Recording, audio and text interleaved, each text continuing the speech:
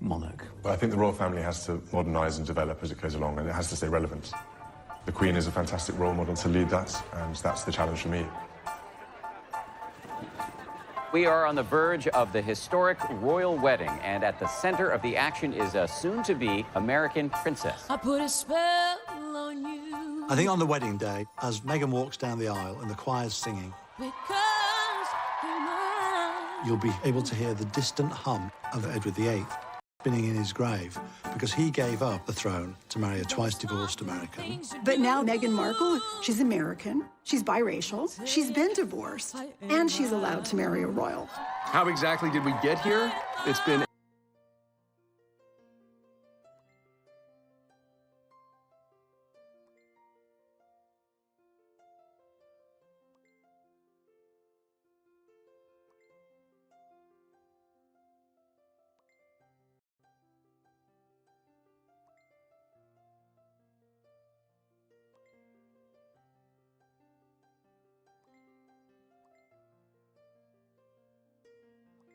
here.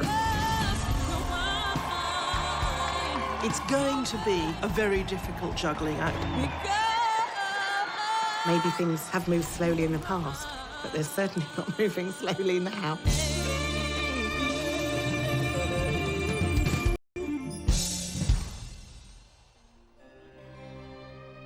There is only one job that the royal family has. There's a lot of duty, there's a lot of protocol, there are a lot of expectations, but only one job: survive. And for 1,000+ years, no family has been better at surviving. Nobody's joking about the handbag anymore. Nobody's joking about the hats anymore. There's Queen Elizabeth, you know, keep on keeping on. Oh, really? Please. But The births and the marriages. The love stories when they flourish or when they fail. It's the greatest reality show in the world. Americans can't get enough of it. Unlike the Kardashians, this soap opera has got a heritage. They should be a little bit removed. That makes them special. But that doesn't mean that they should be untouchable. The royal family are changing with the times. You trace that all the way back to Princess Diana. There was something magic about Diana right from the start. People just fell in love with her. I think there was almost a worship for her. Women are generally not encouraged to be rebels.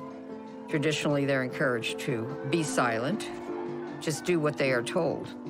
That, of course, was not Diana. She was the golden goose. To express its emotions. And there were scenes I'll never forget. and I gave it this big injection of star power, and then she lobbed a couple of grenades into it. There's no mistress in the fairy tale. This is where the fairy tale cracks and reality comes in. And everybody believed everything that Diana said, that Camilla had wrecked the marriage, destroyed Diana's happiness. The death of Diana, that was probably the lowest moment for Queen Elizabeth. The British public in London were just going crazy, going, you know, where is the Queen? People really started wondering if the monarchy would survive. And now we have a new cast of characters. There's been a reboot. And people are tuning in. And that tune-in equates to billions of dollars. William and Harry were famous since the day they were born. So they grew up in this reality that they couldn't get out of. I don't think I'd want to Prince William because everything has to be perfect. Prince Harry knows he's not going to be the next king, so he can do what he wants. They are the future of this institution. The Queen is allowing the royal family to modernize and to rebrand, if you like. Even 10 years ago, if people had said, well, just wait till Harry comes along with a divorced American of mixed birth. Oh, no, that's not going to happen. When the engagement happened, there was this sort of outcry of racism. How much of a sense did you have, Meghan, of the enormity of what you were getting into? I did not have any understanding of just what it would be like. Brand, popular opinion, staying relevant, staying global is absolutely what the British royal family is about. Because, of course, if you lose that, then the British monarchy will fall. This is an institution that's got on the horizon a major brand crisis. And William Harry are the best hope they have of surviving that crisis. These are icons. They want to be like them, they want to feel like them, they want to look like them. When Meghan Markle wears something, it sells out like this. This will be like one of the only ways that you can get a selfie with them, stand next to them and see them in real life. So, well, real life. The British royal family are at the highest point they've been in many a long year. And programmes like The Crown have brought a new generation to appreciate the royal family. There is something magic about royalty. It's really an American obsession with the Disney version of the monarchy. It's close enough that we can imagine maybe we could see ourselves in that world, but just out of reach so that we're always curious. Elizabeth has kept the crown viable going into the 21st century. That was by no means guaranteed. These are extraordinary scenes, and the crowd here along this stretch of the river are lining up 8 deep, and this basically goes on for 7 miles. The royal celebration underway across the pond this evening. 4 days of parties now marking Queen Elizabeth's Diamond Jubilee, 60 years on the throne. They carried the Queen on a tide of devotion, a monarch whose popularity, it seems, has never been greater. Certainly for someone of my generation, but I think younger generations too, it's very difficult to imagine Britain without Queen Elizabeth II. I've been with her all my life, and I've watched her all through everything, and I think she's amazing. She's done an incredible job. She's been our queen for 60 years, and I don't think we realise how much she is just absolutely loved. This is a woman who has literally seen every key figure of the second half of the 20th century. Queen Elizabeth oversees hundreds of charitable organizations. She's been at the heart of huge international political events and is probably the most politically accomplished person in the world.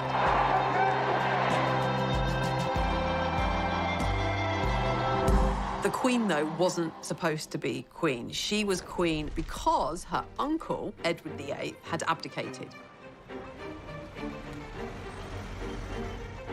Edward VIII was the eldest son of George V.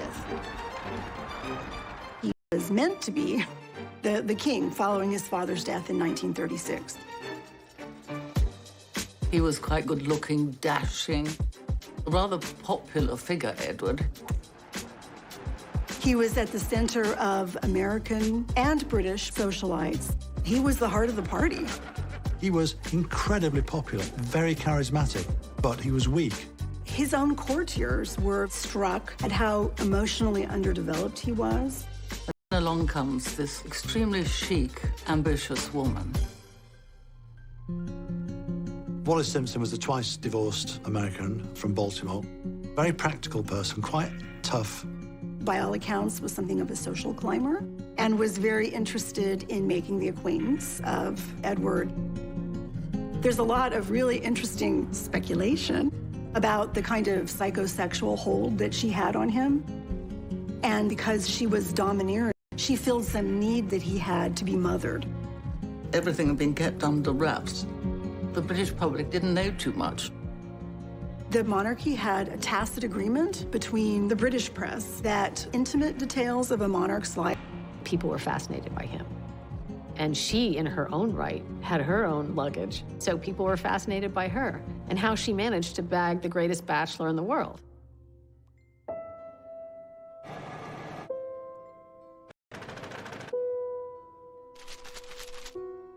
The American press had been obsessed with the idea that Edward VIII would marry an American woman. William Randolph Hearst did not like the British monarchy. He really made it a practice to encourage his reporters and photographers to seek out the private lives of the royal family. One of the photographs that drew attention was a photograph of her touching his arm. Ordinary people do not touch the monarch. That kind of intimate gesture indicated that there was an intimate relationship. A cruise he took in 1936 along the Mediterranean coast with Mrs. Simpson. They took photographs in his bathing suit. You could see his chest. I mean, he was half naked in these photographs. The public had never seen its monarch in a photograph in anything less than an utterly dignified manner. Edward VIII was one of the first victims of the paparazzi. It was becoming increasingly impossible to keep this secret from the British public. What was it? Hark the herald angels sing, Wallis Simpson's pinched our king, or something. An American divorcee was going to marry the King of England. This was the scandal of the century. It was the divorce bit that people objected to, not her. There was a real taboo about divorce. And so Edward had to choose the woman he loved or his country.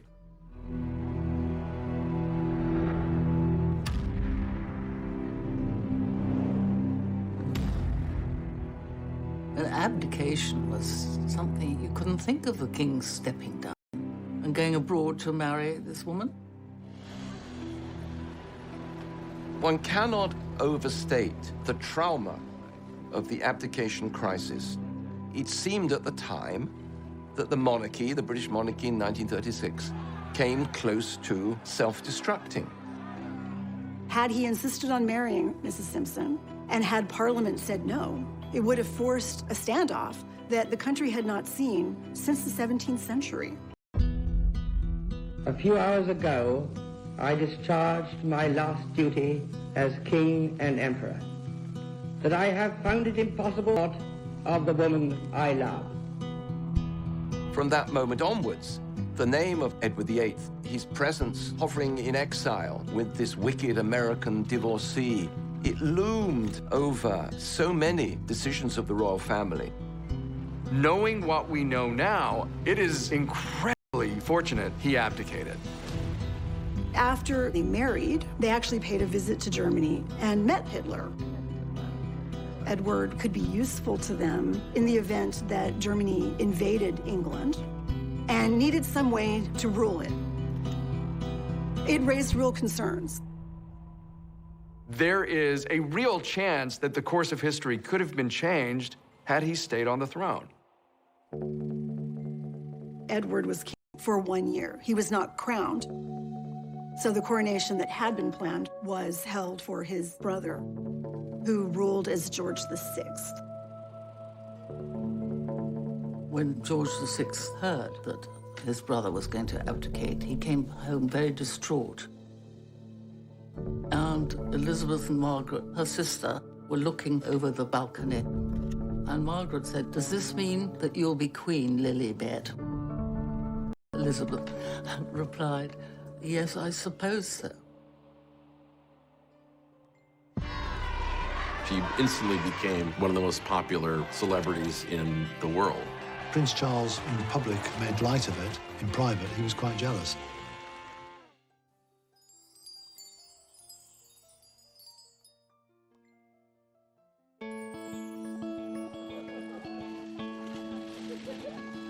I wonder whether George has, in any sense, started realizing who he is and what one day he will become. Well, as far as we're concerned, within our sort of family unit, we are a normal family, you know. I love my children the same way any father does, and I hope George loves me the same way any son does to his father. There'll be a time and a place to bring George up and, you know, understand how he fits in the world. The people who are going to fascinate us going forward are going to be those children. Particularly George, he will become the King of England someday. You have a very clear line of succession, which is something, of course, the British monarchy is always concerned about. The 2013 Succession to the Crown Act made birth order the criteria for succession. It no longer made sense for males to take precedence over females. Had George VI had a boy, the boy would have become the heir presumptive. But because she was the eldest child and there were no boys,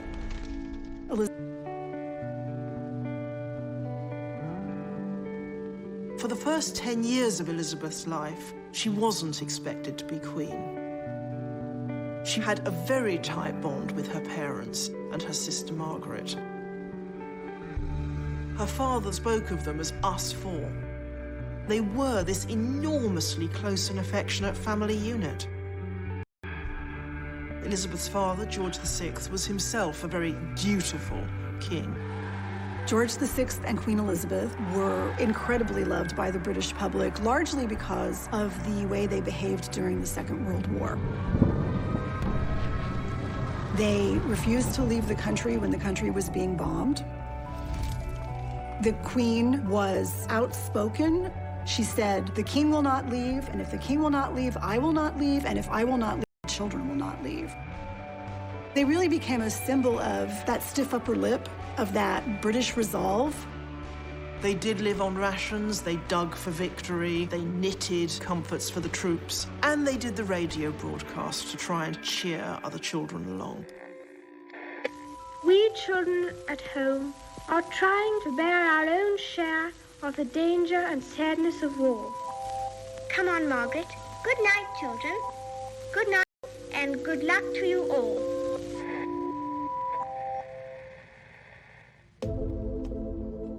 The war, in a way, gave Elizabeth a chance to be a bit more like other people. And it was Elizabeth herself who insisted that she should join the services and became a mechanic. That emphasis on middle-class morality and acting as a model for the nation is something she learned from her father. Throughout her life, she's tried to judge what was right and wrong. And her father had been very much the torch shiner into the dark space for her. And I think she's always used him as the template. I declare before you all that my whole life, whether it be long or short, shall be devoted to your service. When the Queen said, "My whole life I shall dedicate to your service," she really meant it. Something that has completely been at the centre of everything she's done. And before very long, she's fallen in love with a man that she absolutely adores, who she first laid eyes on when she was about 13. This very attractive naval officer, Prince Philip. She had this really wonderful complexion, startlingly pretty. It has been announced officially from Buckingham Palace that Her Royal Highness, the Princess Elizabeth, Duchess of Edinburgh, was safely delivered of a prince at 9. The future was opening up. Certainly, Elizabeth did not expect to become monarch for a long time. But her father's health had been bad since the 1940s, and that wasn't something that was widely advertised. She certainly did not expect him to die while she was away on behalf of the crown.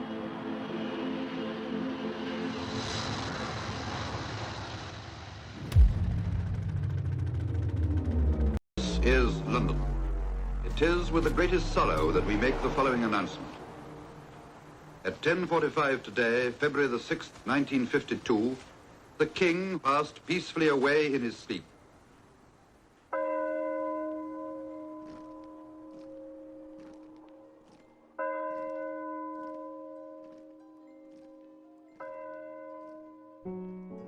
She was very young. She was only 25 when she succeeded to the throne. The combined issues emotionally of her father dying and the assumption of the role of kingship were, of course, bound together. The rulers of Britain have ruled over the greatest empire the world has ever seen. She's Queen of Canada, she's Queen of Australia. She's Queen of 15 other countries. But at the same time, she was very well trained for this job. Here is a woman, her father was never supposed to inherit the throne, and therefore she was never supposed to inherit the throne. And here she is, Queen Elizabeth II.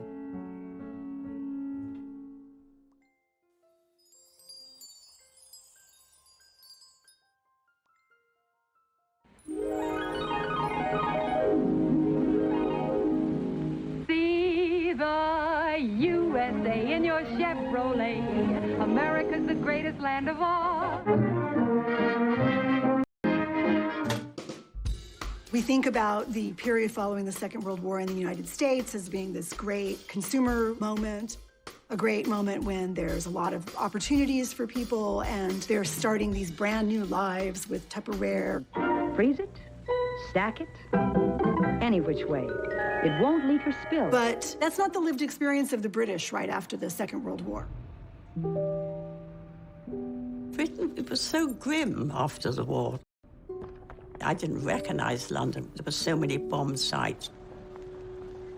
There was tremendous austerity, food rationing, fuel rationing. It was horrible. Rationing did not end in Britain until 1951. The prospect of rebuilding it all again and what was life going to be like. There wasn't a great spirit of gaiety, and it brought a bit of colour to the nation, which had gone through the most terrifying ordeal. I mean, the world had.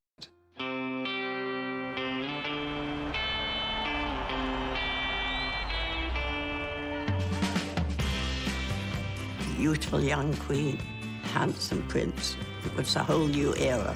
Here is the news. Mount Everest has been conquered by members of the British expedition.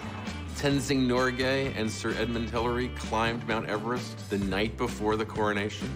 It was a joyous moment, and you could see it in the crowds, you could see it in the pageantry.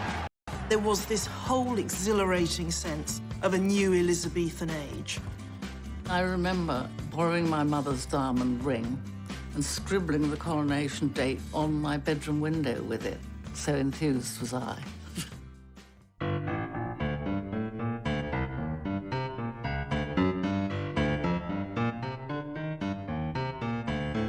Coronation happens once a reign, and as a royal ceremony, it does give you a sense of where monarchy is, where the state is, and where the people are at that time.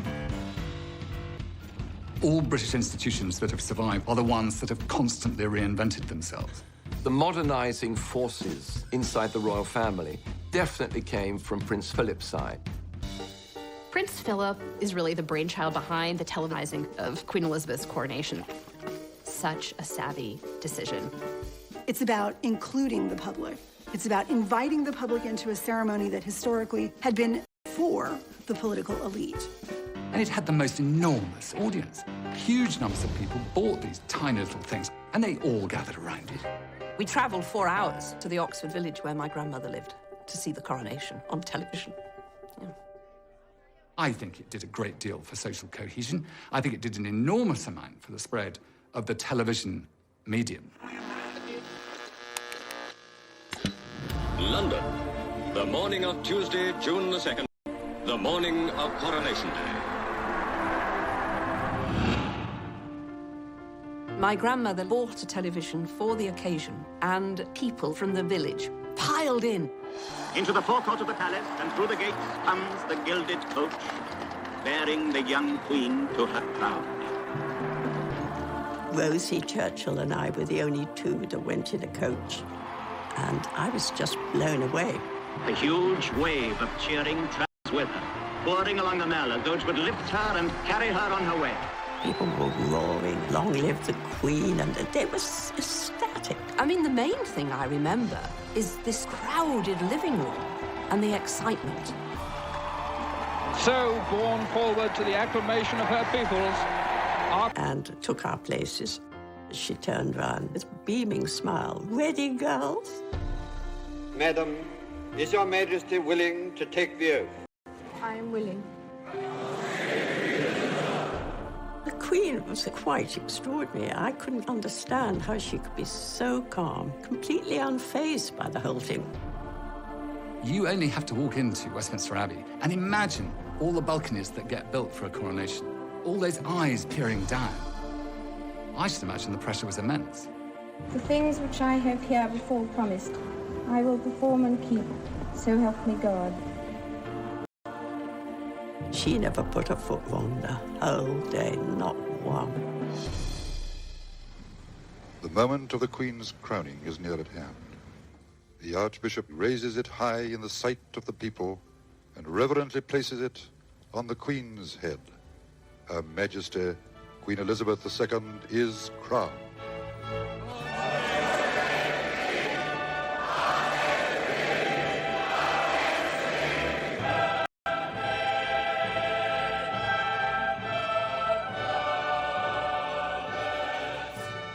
She looked very happy when we left the Abbey. I think when it was all over, she was very serious all the way through. As this day draws to its close, I know that my abiding memory of it will be the inspiration of your loyalty and affection. I'll never forget it, never. It was the greatest day of my life.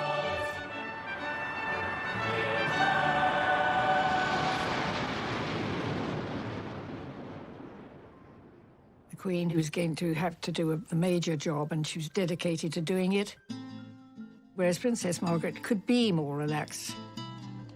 She was always a rebel. She'd go clubbing. She'd drink a bit too much. Margaret certainly made the most of her life, behaving in a rather riotous way. She had wanted to marry her father's equerry, Group Captain Peter Townsend, but he had been divorced. For a royal princess to marry a divorced man would say to everybody, well, look, we can do it, so you can all do it. They didn't like that then.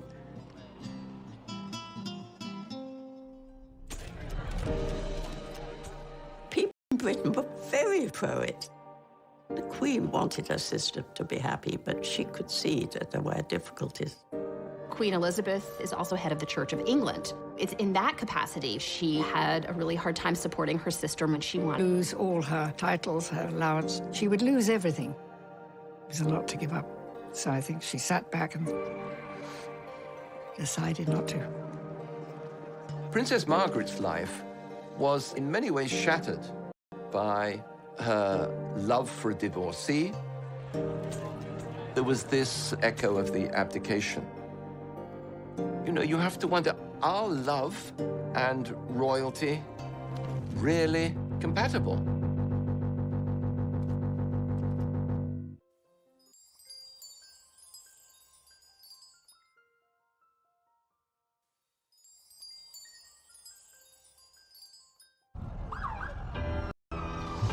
William and Kate now here in New York. You can hear those fans screaming there. I've been such a fan since I was little, and I'm dying to see them. What is it that you like so much about William and Kate? Absolutely everything. We're so excited. Yeah, we're so excited. I can't wait to see them. The rollout of the royal red carpet for Prince William and a glowing Kate Middleton. I think they've been a nice, refreshing, regal addition to the city this week. All bets were today when the Duke and Duchess of Cambridge arrived in the city for their first official visit. Prince William took a detour to meet political royalty at the White House. The couple courtside at the Brooklyn Nets basketball game Monday, getting a glimpse of American royalty. King James, Jay-Z, and Queen Bee. These days, we think of America as almost belonging, as having more in common with the younger royals. But back when Elizabeth was a younger woman, she absolutely seemed to love that exciting, freer vibe she felt there. And America was very open to her. No one does a wedding like the Brits, but nobody does a parade like New York.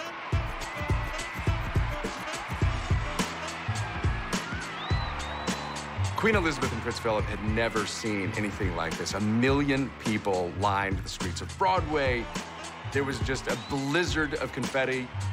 When Queen Elizabeth and Philip came to America in 1957, they were so much more casual and at ease than they were back at home. They attended a football game at the University of Maryland. Queen Elizabeth made a special request that they visit a supermarket because they didn't have supermarkets on that scale in Britain. She talked to shoppers, talked to women there with their children. I think Americans allow the royal family to take a breath and not worry so much about their role. Americans tend to have a more romantic, more abstract view of who the royals are and what they do. Sovereign housewives romanticize what it would be like to be queen because it would allow them to leave their suburban households and call the shots. You can see that in actual descriptions from women's magazines. At the same time, there were popular television shows like Queen for a Day. Would you like to be queen for a day? People would tell their hard luck stories, and the audience applauded, and whoever got the most applause became Queen for a Day. I now crown you Queen Clarice. I think our fascination with royalty comes out of the fairy tales, and especially stories in which the princess comes from humble origins.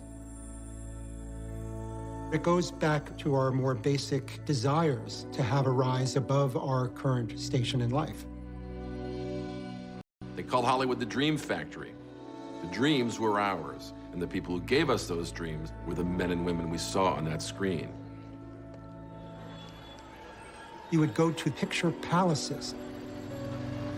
There were uniformed ushers wearing white gloves. You were treated like royalty. And the movies that people saw in these palaces were even more influential because of the environment. Walt Disney obviously had a knack for knowing what kind of mass entertainment was going to resonate.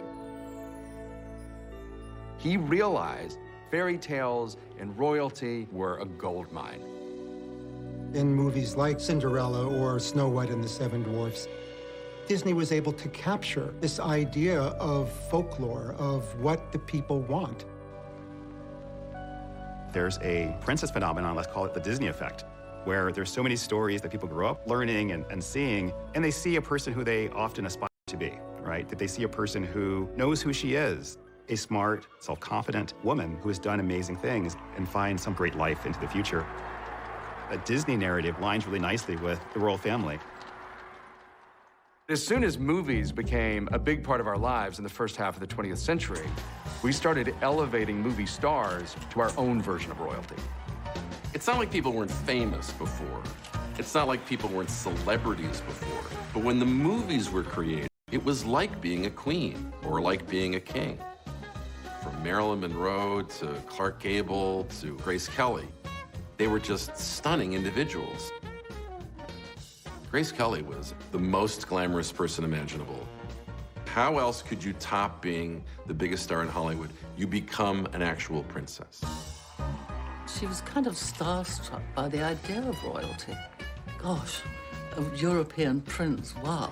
And so that was the famous marriage of hers to Prince Rainier of Monaco. Grace Kelly showed that is when a lot of girls began to believe that it could happen to them too.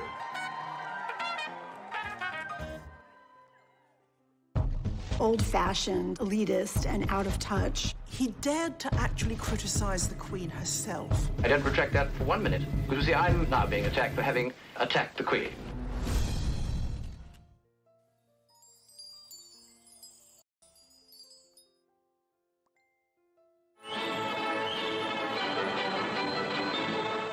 People say, well, why attack the Queen?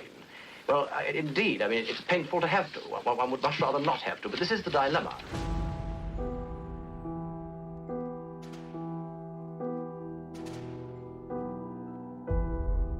In her early years, the Queen did have some difficulty with the public relations aspect of her role.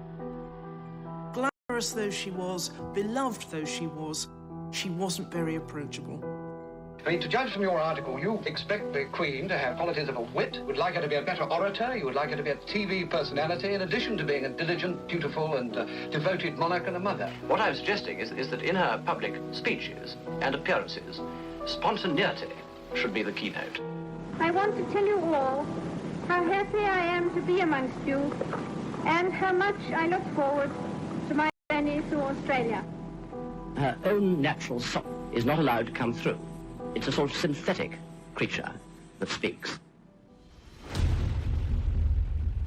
Lord Altrincham, John Grigg, was a journalist who in 1957 critiqued the Queen for being very old-fashioned and elitist and out of touch.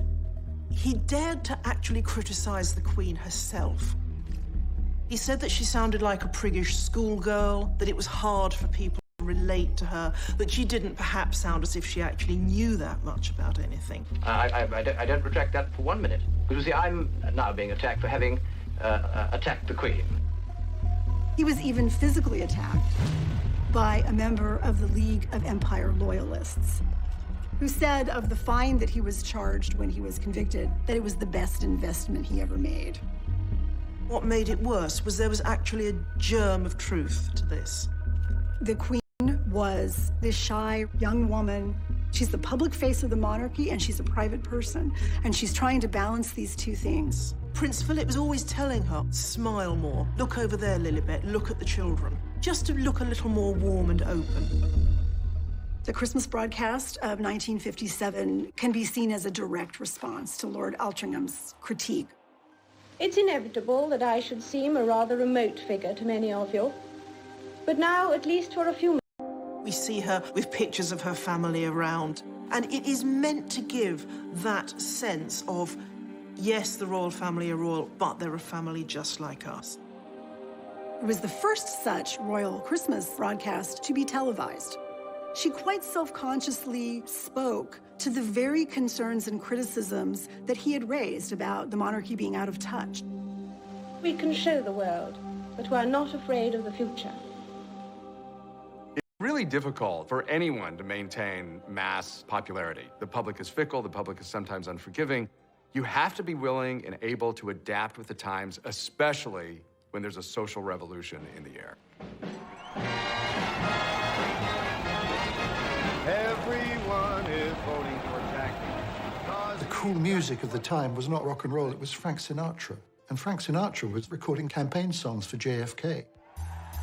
Instantly, the presidency was covered with glamour. The torch has been passed to a new generation of Americans born in this century. John F. Kennedy, in a way, was a royal for the American people, but he was also a relatable man. They symbolized a kind of common touch. People really believed that he got them and that he wanted the best for them. And at 43, the youngest president that we've ever had, some argue that he was maybe one of the most good-looking. I was a bit keen on JFK, as girls my age certainly were. And there was Jackie glittering beside him, not upstaged by him. America's Queen, as Frank Sinatra called her. A real international star. I am the man who accompanied Jacqueline Kennedy to Paris, and I've enjoyed it. Jackie Kennedy really embraced a very fashion-forward sense. She says that I'm fresh, I'm new, I'm not going to let anybody stop me. And she really was herself.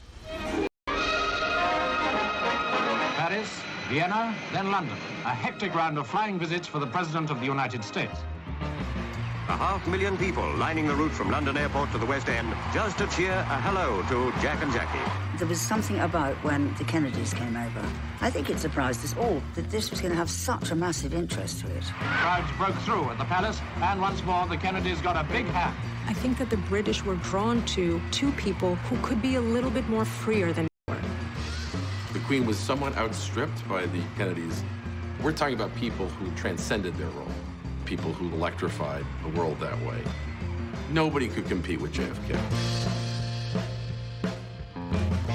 The monarchy evolved with some kind of feeling for how successful the Kennedys had been. I can't believe that it wasn't in the back of their mind. Challenges to portray stability, portray the history of Britain without looking like hopeless relics of an earlier era. And in the 60s, they seemed to have a problem with that.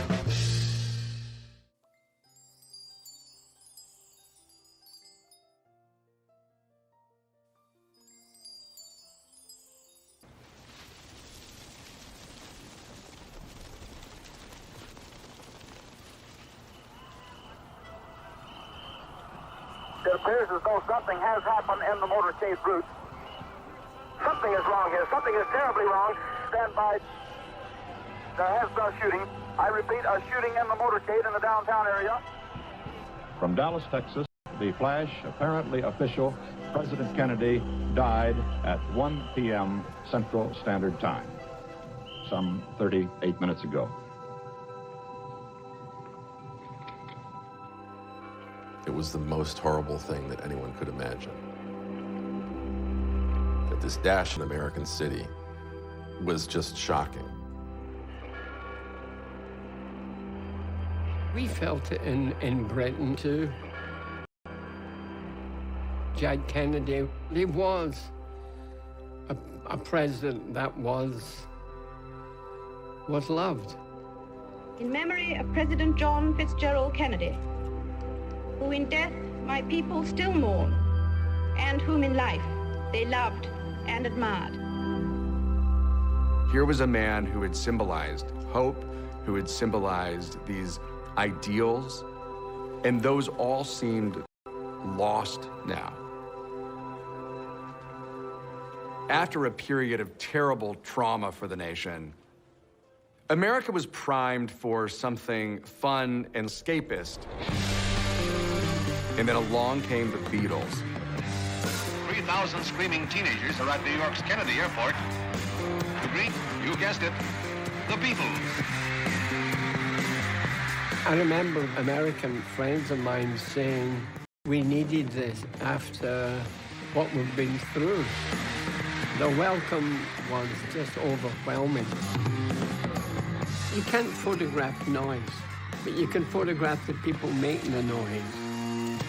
And they didn't let you down. I got every Beatle record at home, every Beatle record. America became sort of swamped by British popular culture suddenly in the 1960s. And the subsequent musical revolution that rocked the globe. We loved all of it. We loved the music, and we loved the fashion. We loved the haircuts. What is it like, a bunk to twig in? It's free. Americans started behaving and acting like Brits. That was the Rolling Stones. It's just mutual adoration. The brazen British invasion of America. There was nothing like it. The youth, the swinging youth. It was an invasion. Beatles mania swept the globe. The royal family, who you might not really associate with the Beatles, they're a little stuffy, maybe. All of a sudden, the royal family is into the Beatles. It was only a matter of time before the Beatles made it. So came the summons to the palace. The news got round to the faithful that the world's #1 group were to be invested by Her Majesty with the most excellent order of the British Empire. The Beatles went to Buckingham Palace to receive an honor, a decoration. They were called members of the British Empire. I mean, everybody liked the Beatles. Everybody wanted a piece of that action. But the Beatles were big enough then that did more for the Queen's reputation than for the Beatles' reputation. It did not make the royals cooler. It just was an indication of what the royals needed to do to even stay in the conversation. It's the first time The monarchy actually, in a very interesting way in the 1960s, tried to get out ahead of this notion that they were out of touch or they were unapproachable. And they worked with the BBC to create a documentary called The Royal Family. The salad is ready. The Royal Family film turned out to be a rebranding of the royal family. The camera crew followed the royal family for 18 months through all of their ordinary activities. So we see Prince Philip at Balmoral frying sausages at a barbecue. And we see the Queen sitting at the dinner table with her family, talking about her day. It is extremely difficult sometimes. So I said, what an extraordinary remark to make, very unkind about anybody. The film was a great step forward. I thought it was charming. And I had the most appalling trouble. It's really a vehicle for us to see a little bit behind the scenes so that we can understand the monarchy as people like us.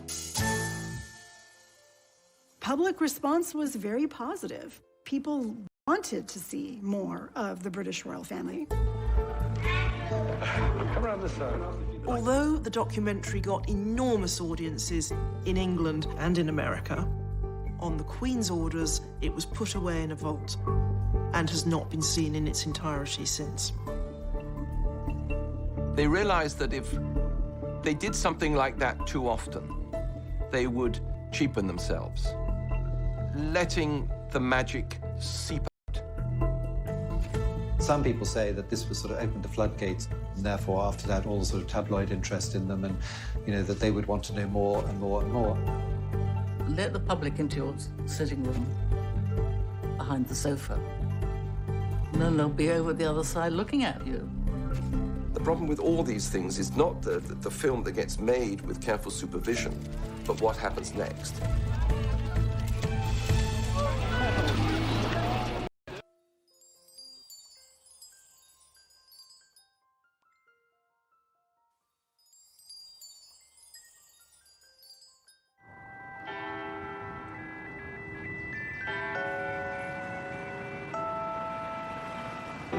Exciting breaking news from Kensington Palace this morning. Alarm bells are ringing. We've been on royal baby watch for a few days now. It's happening. Kate Middleton, the Duchess of Cambridge, has been admitted to a London hospital. It's one of the most famous hospital tours probably in the world.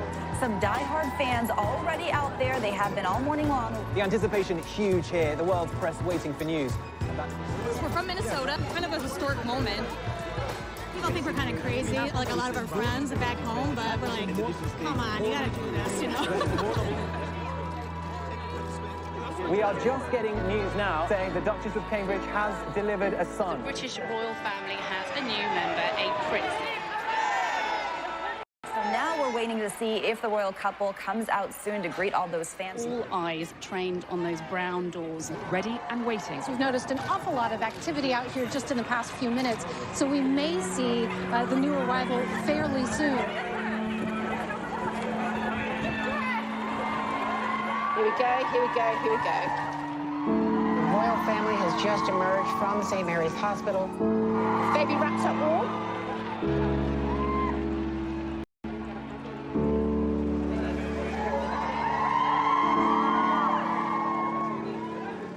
We screamed. Everyone was screaming, trying to get the pictures and videos. Like, if you can see, it's not just one type of person here, it's everyone coming together. From all different countries. Congratulations! So we're looking at about 70, 80 years of the baby. So why not say, oh, where were you when the baby was born? I was right in the hospital. That's the feeling you can never buy. Princess Catherine has had a little boy. He weighs 8 pounds and 7 ounces, and we're all very happy. It's the moment so many royal watchers have been waiting for. According to tradition, the birth announcement was also posted on a bulletin board outside Buckingham Palace. As outside the palace, all-night crowds are rewarded by the bulletin announcing that Princess Elizabeth was safely delivered of a prince and that Her Royal Highness and her son are both doing well. One of the great features of the royal brand is that it's cyclical. The royal family is not only a lifelong reality show, it's a centuries-long reality show.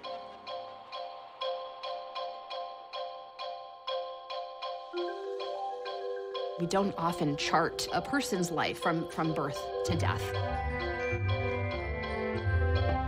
But with the advent of technologies, whether it was photography in the 19th century or television in the 20th, we have been able to follow members of the royal family at every step.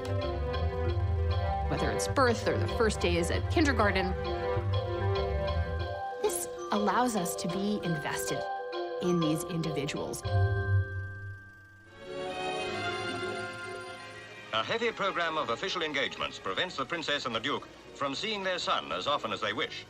It is only on occasions like this that they can enjoy the happiness of parenthood. Charles, it was his misfortune to need she give herself to her people. For 6 months, Buckingham Palace has been a palace without a sovereign. The Queen has travelled round the world. She reigns not just at Buckingham Palace, but in the 4 corners of the earth. Soon now, the royal standard will fly again from the palace rooftop. And we at home will say, welcome the Queen. He had quite a difficult childhood. His parents were very distant, not just physically, but emotionally as well. Everybody in those early years remarked on how stilted and formal the Queen was. Charles suffered from that, probably more than anybody else. Charles and his mother were subjected to private reunions in public scenarios. But all of this, at the end of the day, is because of the growing power of the media. Previous kings had gone off to school or had their lessons with their tutors. We saw film, newsreel. Here is courage. Here is honor. Here is Gordonston, a school fit for a king. Prince Charles was sent off at a fairly young age to boarding school, and to one boarding school in particular, to Gordonston, where his father had been. The school had a tough, outdoors regime that Prince Philip clearly saw as making a man. He had a difficult relationship with his father, who frankly was puzzled by this son of his who was so sensitive. You can only feel sorry for the kid. Scrutinized whenever he appeared in public, scrutinized in private. And then this develops with his love life.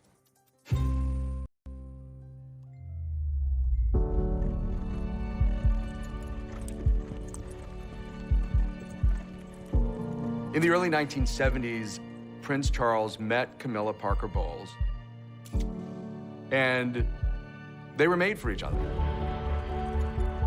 There was a huge bond between Charles and Camilla from the start. Partly it's the things they shared, a love of the outdoors life, of horses, you know, no taste for the spotlight, for glamour. Partly it's the thing they didn't share, the thing she could give him, this jolly, breezy confidence. Camilla was not an aristocrat, and she had had previous boyfriends. She had a boyfriend when she met Charles.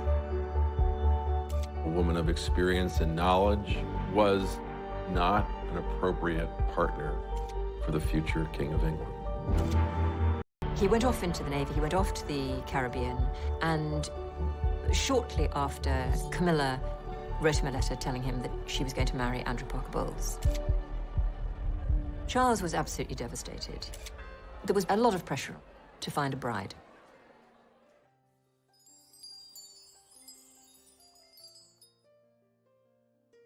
For many Britons, these are hard times. Britain has suffered one of the highest inflation rates in Europe. For many ordinary people, it's now an uphill struggle to balance the family budget. With all this, escalating prices, and an inflation in violence. The late 60s and 70s was a difficult era for everybody in Britain. The economy was in the pits. For the 1.5 million unemployed in Britain, the pinch is even more severe. Those without work now account for 6% of the total labour force. And even the longer-term prospects for employment are pretty gloomy.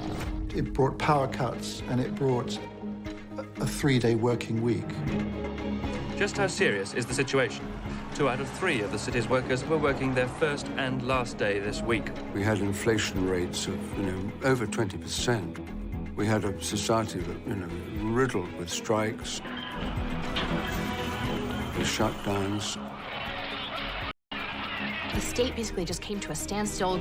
Garbage wasn't being collected.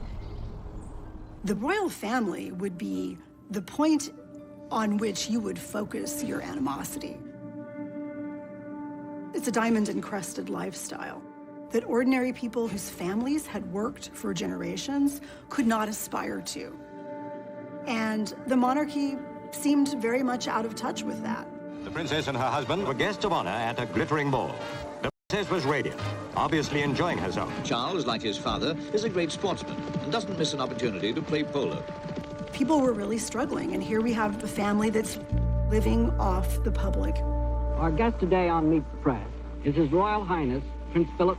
The recent news dispatch from London begins this way. Queen Elizabeth has not had a pay raise for nearly 18 years, a situation that none of her subjects, the working-class subjects, would tolerate for a moment. Then it goes on to detail the very high cost that the royal family must sustain on an allowance of $1,100,000 a year. Is that creating an awkward situation for us? Very. We go into the red, I think, next year. We never quite know with Prince Philip when he's joking and when he's really making a mistake. Well, you've had to close down certain large houses, haven't you? No, not altogether. We've closed down what we're interested. We had a small... He said that, goodness, yes, he might have to give up polo. It really didn't go down too well. That was exactly the feeling, that the royals were infinitely overprivileged.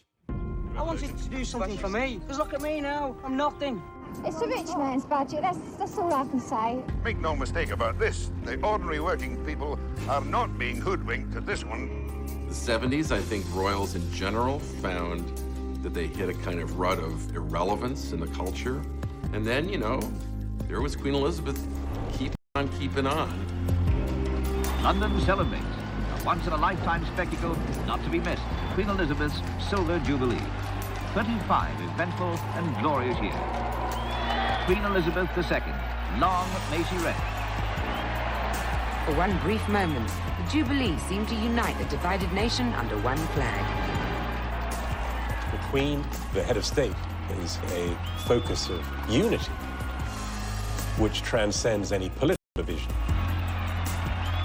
In America, the president is the head of state and at the same time the head of government. In the British system, The head of state and the head of government are two separate entities. Every week in Britain, the prime ministers from Churchill right through to the current British prime minister meets with the Queen.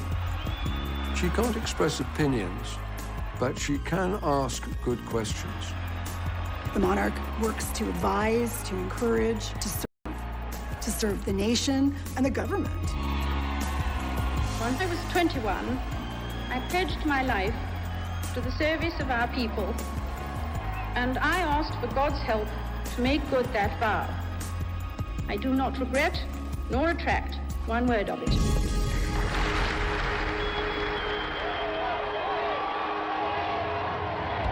The 1970s were tough times, but people needed a distraction. And this Jubilee was just what they needed.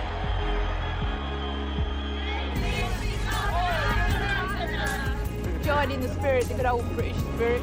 There is an element of escapism when it comes to the royal family. It's a way for us to escape the everyday, escape perhaps disappointment in our own lives. You know, whether people just come out and enjoy the street party and then go home and grumble again about how much of their taxpayers' money is going on the establishment. There's no doubt that these big public events do give the royals a boost. This royal wedding is really about a happy ending and perhaps a new beginning.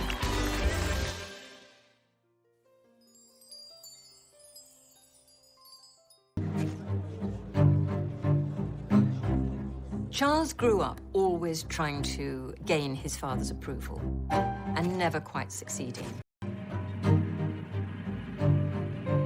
He went into the Navy, which was the service that his father had been in, and I suspect he did that to please his father. The British press, they tried to kind of create Prince Charles as like a James Bond character, called him Action Man. And this is the secret of the prince's public success. Fly, shoot, play polo. All of these things the prince does rather well.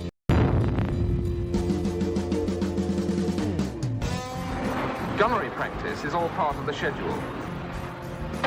He gave an excellent display with a 20mm Oerlikon gun.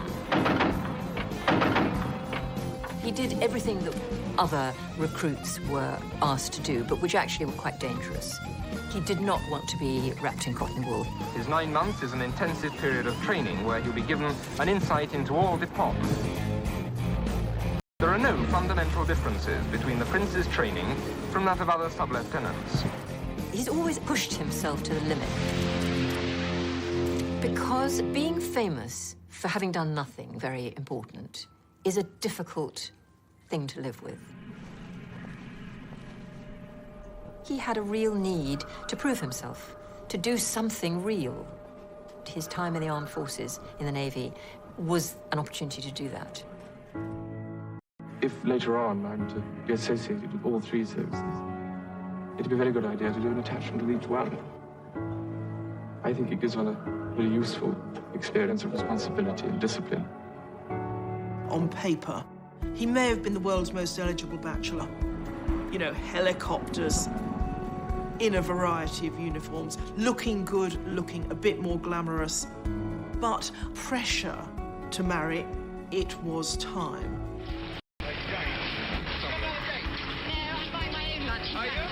There was this kind of hysteria in the mass media to push Prince Charles down the aisle because he'd said that 30 was a good age to marry, and by the time he got to 32, everybody was saying, well, come on then. He's getting on a bit, isn't it? About the time we got married. I think he should get engaged because he's getting older. People have been waiting for a long time to see who Prince Charles was going to choose as his spouse. Anytime anyone was photographed within 5 feet of him, they were the new princess. There were questions. The kind of dirt the press were looking to dish on any of Prince Charles's girlfriends was things like whether they had a past, whether they'd had boyfriends. Extra element that the future Queen of England was expected to be a virgin. And of course, the trouble is that that was terribly out of touch. The days when any bride was supposed to be a virgin had long gone. It made it a very difficult, tense situation for him. Sarah, you know, Lady Diana Spencer's older sister, was widely tipped as being a possible bride. It was when he was dating Sarah Spencer that he actually re-met, or you could almost say met, Diana Spencer. When he finally met Diana, she seemed the perfect bride for him. She was aristocratic, she was a virgin, she was a member of the Church of England. She was young. There were no skeletons in the cupboard. There was no fear of, you know, ex-boyfriends coming out of the closet. This shy, somewhat ordinary young woman who teaches kindergartners, and she's thrust into the limelight. Lady Diana was back at the Pimlico kindergarten where she teaches this morning, but polite as ever, she was saying nothing about her weekend with Prince Charles to the assembled press corps. Don't comment all that. Did you have a good weekend, though? It's work now, okay?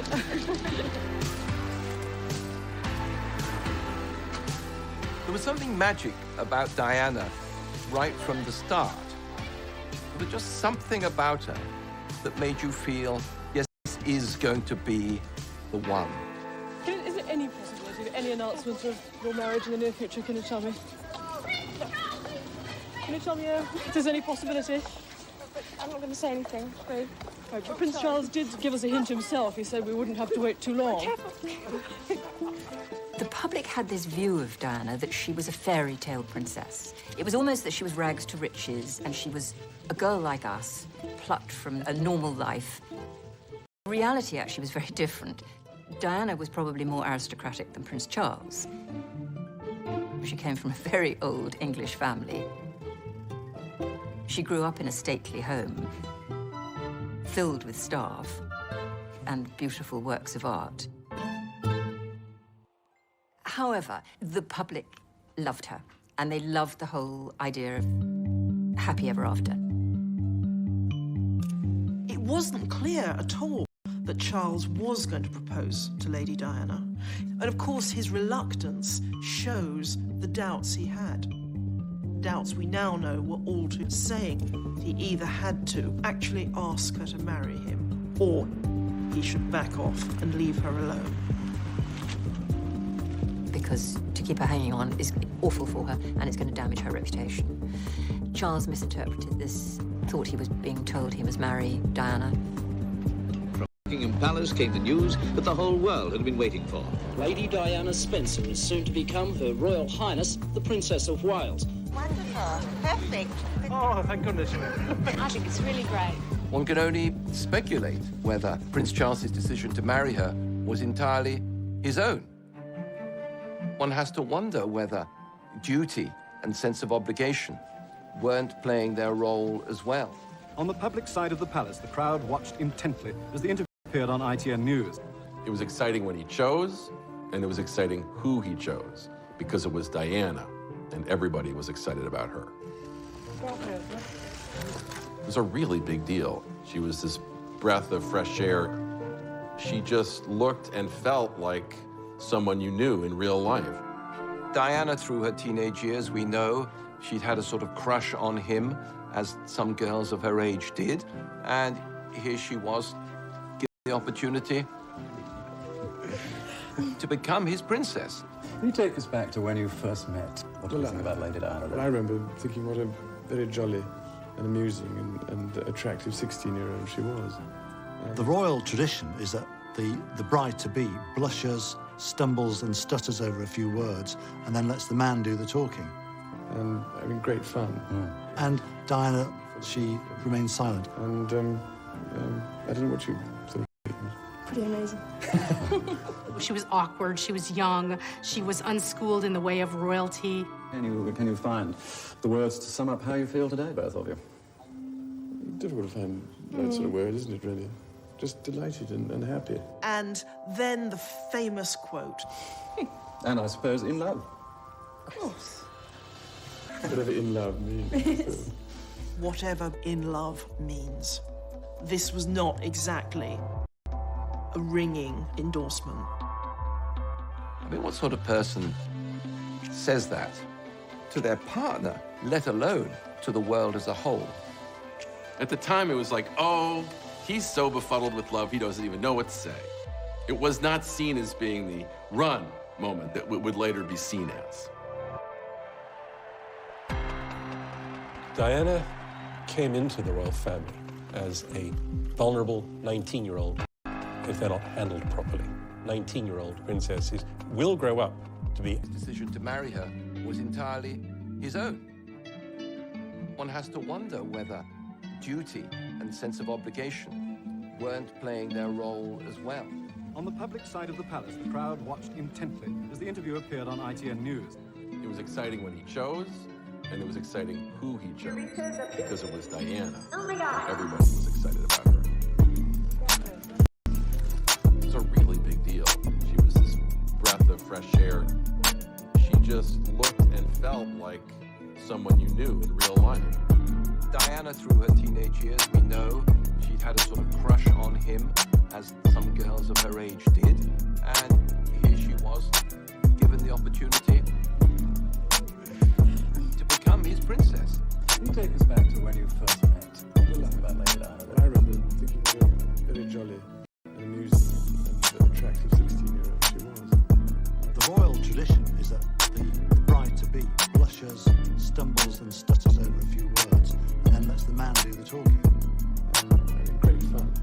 And Diana, she remained silent. And I didn't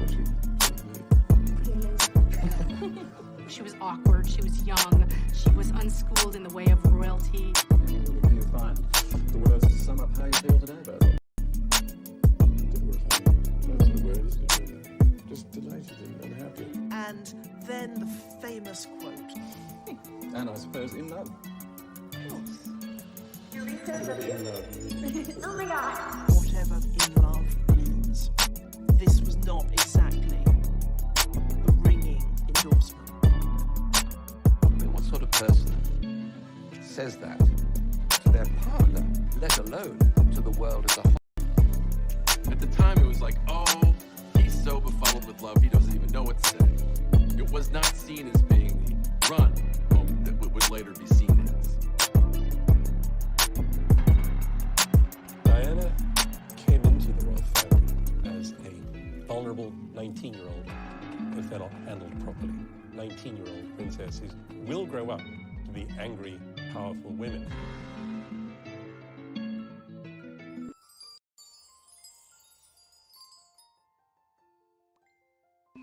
There's big news tonight from London. Prince William, heir to the British throne, finally proposed to his college sweetheart, Kate Middleton. It will be the wedding of the decade. Did you see this coming? Was he getting a bit nervous and jumping? No, not at all, Nick. It was a total shock when it came and very excited. And it's a family ring. Yes, it's my mother's engagement ring. Well, I just hope I look after it. The engagement ring is a priceless and unique family heirloom. China factories are already gearing up for a royal wedding gold rush. Churned out it by the dozen. It's not an exact copy of the dress Kate Middleton wore, but it's close enough for admirers of the bride's style.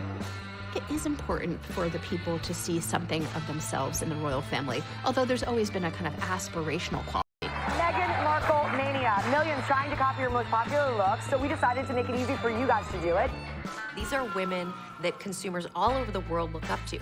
They want to be like them, they want to feel like them, they want to look like them. Where, of course, the clothes. Fashion with a completely individual flair. She's beautiful. Diana fitted the bill. She looked, like a typical English rose.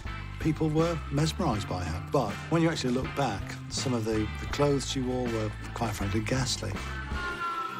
She certainly has been good for fashion so far. We learned just how easy it is today for every woman to look like a princess. There is something magic about royalty. What's not to love about royalty? Congratulations and jubilations. I want the world to know how happy as can be. It's fairy tale time. And in Britain tonight, the fairy tale is coming to life. Lining the streets of London, 2 million well-wishers. We are sitting in this magnificent location overlooking St. Paul's Churchyard. This is the wedding of the whole world, and the whole world loves a wedding. As you can see from the pictures, people here are shoulder to shoulder and walls are curved. The wedding guests assemble. The huge, cheerful crowd that has waited so long and patiently roars and waves its welcome. Royal weddings and romances were part of popular culture all through the 20th century. But with the marriage of Charles and Diana, they take on a new dimension. The wedding will have an audience of more than 500 million people. That's a sixth of the world population. Quite simply, it's going to be the biggest television event ever. We'll be devoting as much time, if not more, to the wedding itself than we did to the inauguration of the President of the United States. To us in America, this wedding was the closest we had ever seen to a real life fairy tale. This was a massive event worldwide. People filled the streets. I mean, London was heaving. I was in the Scots Guards, part of the Guards division that wear the red coats and the big black hairy hats. I remember Diana passing where I was. There was an almost overcooked sense of national anticipation.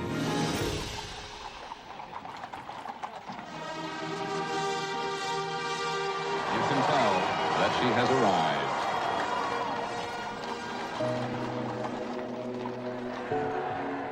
And here, our first glorious view of the bride.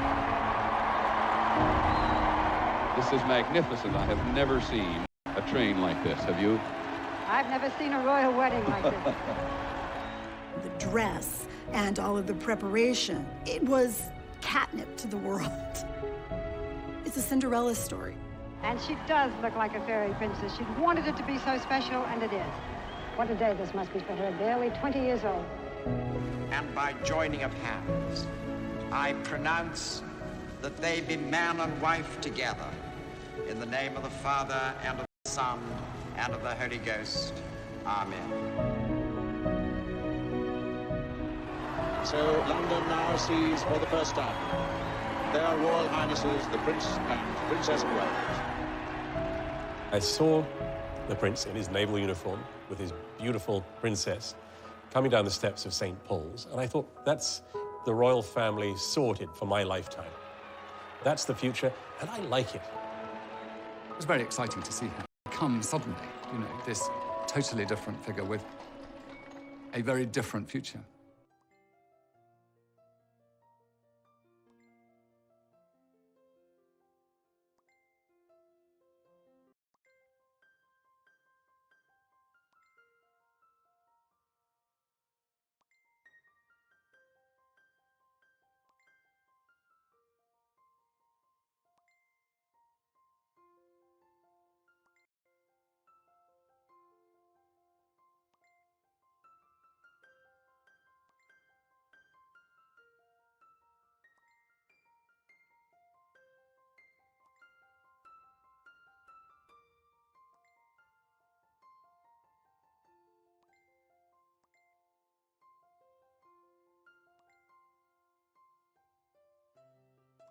Princess of Wales.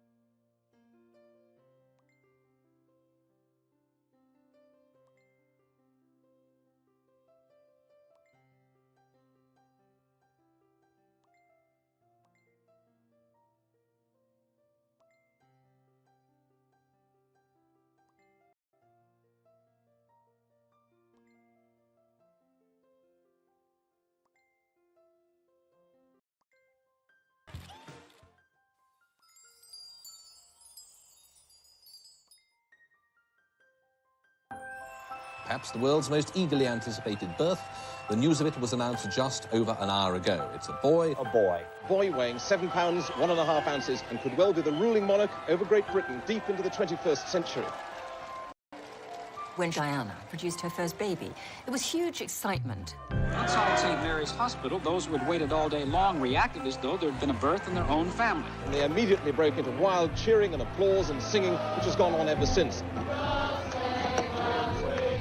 Are you both happy? 13 hours, long time. Does he look like you, sir? No, he's lucky enough not to. When William was born to this beautiful young pair who we had watched fall in love, it was the first point that he was adopted by the nation.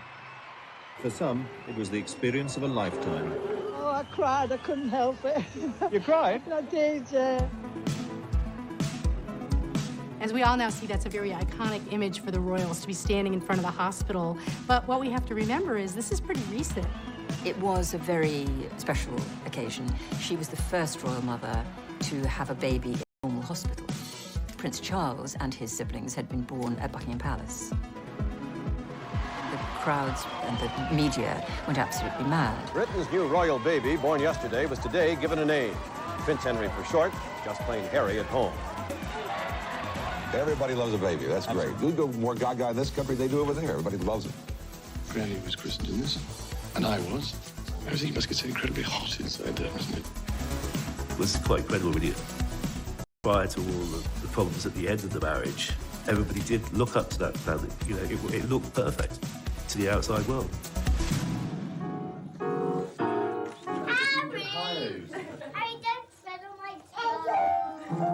Young family, the model first family of the country.